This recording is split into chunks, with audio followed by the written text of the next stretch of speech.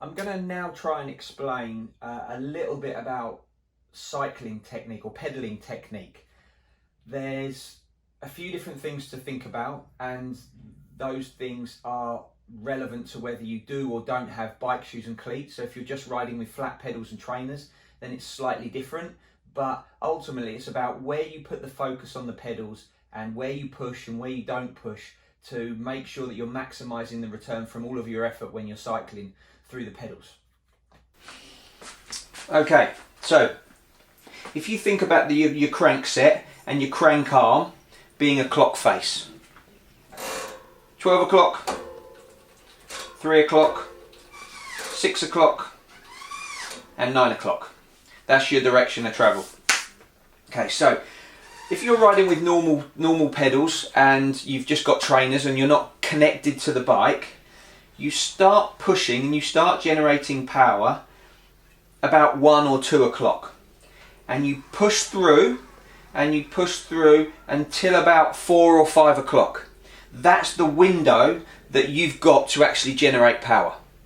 Okay, that's it. So it's very much a quad orientated exercise, which is very push heavy, and you're working from kind of 1 o'clock through to about 4 or 5 o'clock. If you're connected to the bike by bike shoes and cleats, which is obviously what I said earlier as a way to really maximize the return from the effort that you're putting in on the pedals, you start generating power immediately past 12 o'clock. That's the push down with the quad. You push down until about 4 or 5 o'clock, so exactly the same as you did with a normal bike shoe and a flat pedal. But the difference is, because you're connected to the bike, from 5 o'clock to just past 6 o'clock, you can actually bring the pedal through, which is using your hamstrings and your calves and your glutes a little bit more, and it's connecting your right leg and left leg together. Okay, if you imagine when you're pedaling, once you get to about 4 or 5 o'clock, imagine scraping mud off the bottom of your shoe. It's that kind of slightly pulled back, slightly pulled up action that you're introducing with your leg just past 6 o'clock, so that then your other leg can take over and start the push phase from 1 through to 5 again.